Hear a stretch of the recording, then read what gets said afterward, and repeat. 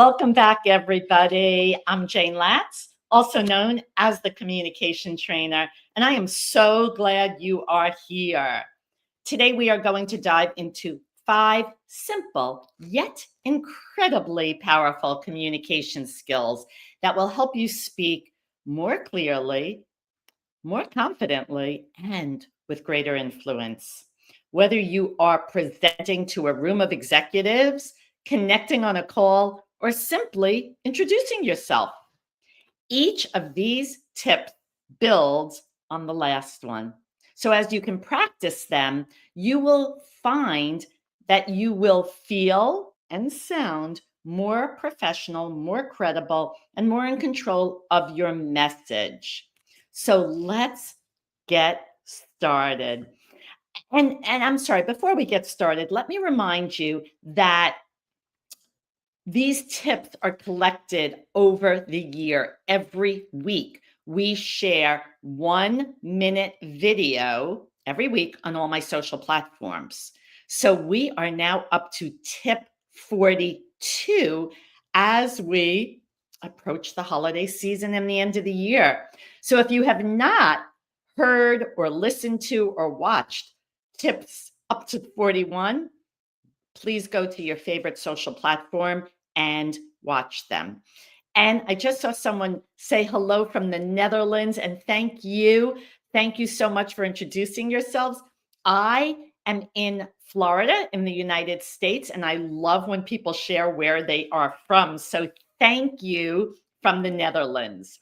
Tip 42 is to practice the power of the pause. You've heard it before, you've heard it many times, but pausing is still one of the most overlooked communication tools. When you pause, you give your listener time to absorb the message and you gain control of your delivery. At first, those pauses will feel uncomfortable or even too long. But trust me, they will become natural and impactful.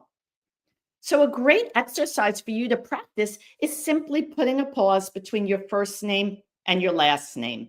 For example, my name is Jayne Latz. It's a simple name, one syllable, one syllable. Imagine if I had 3, 4, or 5 syllables in my first name alone and I didn't pause.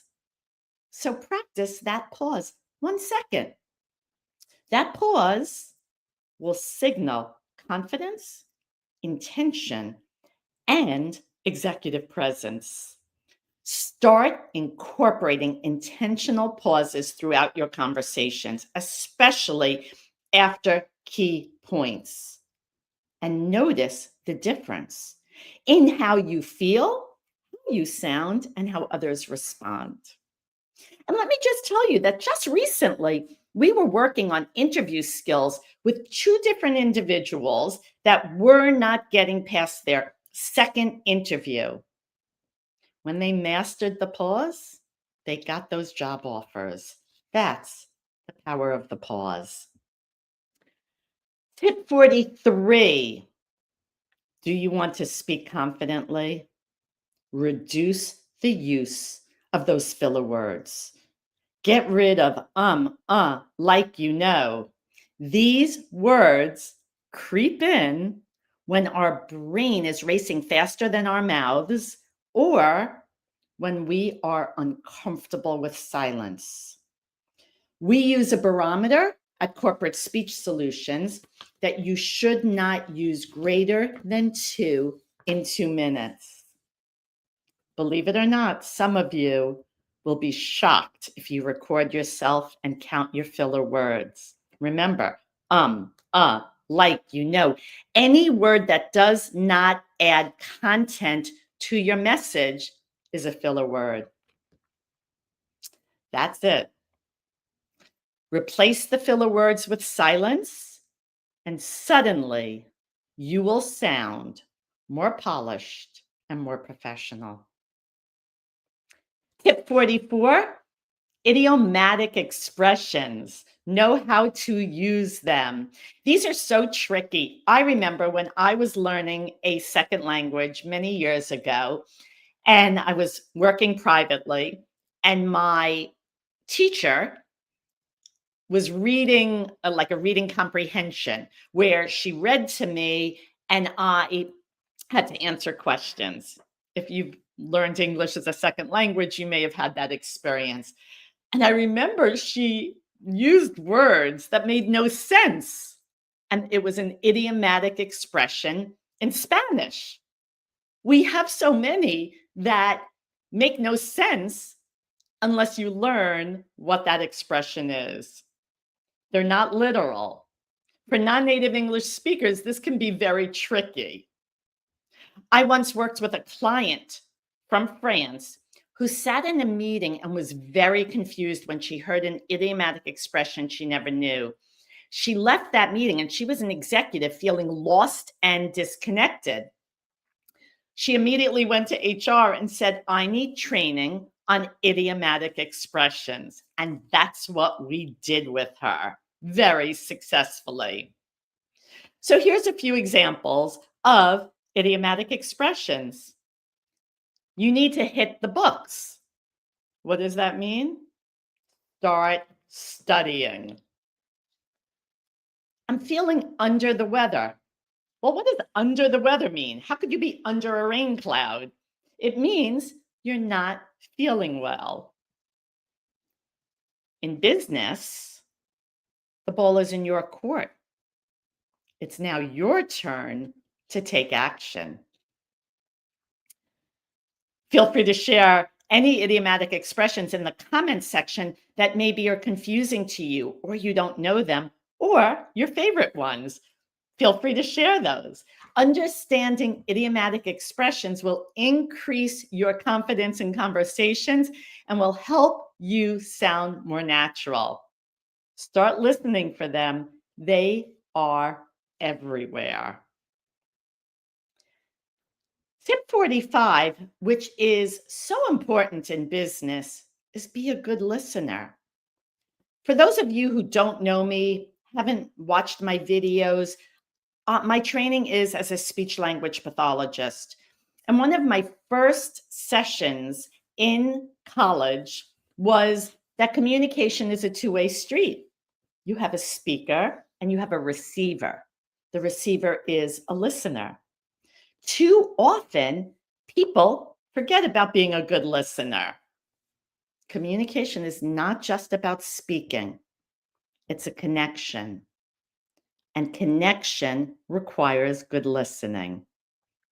So here's 3 simple listening reminders. Pay attention. Minimize distractions. Number 2, listen actively. Show that you are engaged with eyes, nods, and questions. I even love that someone introduced themselves from the Netherlands. I know they're listening actively. When you're in meetings, listen actively, ask questions. And don't forget to embrace the pause. That will give others a chance to respond. Those pauses, once again, are possible. Thank you, feeble cursed one. Where can I find more expressions? Well, we certainly have many that we share with our clients, many, many, many. But Google or ask ChatGPT, what are some idiomatic expressions? And I am sure you will find many. And if not, please reach out. Tip 46, mastering telephone communication. How often do you speak on the phone? How often do you just get someone's voicemail? If you're getting someone's voicemail, it's just as important as having a conversation to master your communication skills. Your voice is your entire message. They can't see your smile. They can't see your gestures. It's only your voice. So here's a tip. Power up your voice. Take a breath before you speak. Add that vocal power. Tip number 2 for telephone communication is use strong, clear articulation. If you are kind of in a chill mode, you're not thinking about your clarity, your voicemail may be lost. Do not rely on the voicemail number coming up, because here's a tip. If you're calling from a business and there's a main line and they can't understand your voice and they hit reply, they call reply and they get that main number, they can't ask for you. This happens to me often. Again, I'm a communication trainer, so people often have an issue when they're calling. So be sure to give your name, a phone number that's directly linked to you so the person can respond. Be concise when you're leaving those messages. Nobody wants a long-winded message. And of course, don't forget to smile, because believe it or not, people hear the smile.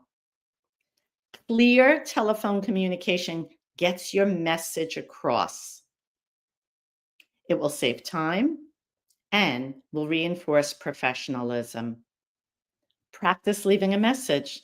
Feel free to call me. Let's move on to tip 47. How strong should your vocabulary be? Many non-native English speakers tell me they want to improve their vocabulary, and this can be tricky. Remember studying for exams, using flashcards to memorize words? While learning vocabulary is essential, the best approach is to read, practice, and use them in context. It's even more important to keep your language simple. People ask me so often, can we build vocabulary?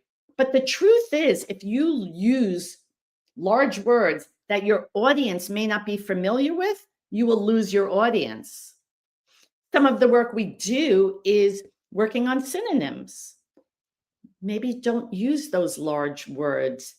Use something that has the same meaning, but easier for your listeners. Again, I'm not telling you not to improve your vocabulary, but just be aware of how and when you use those words. We want always to think about clarity and delivery. You want to deliver a message that people can absorb easily.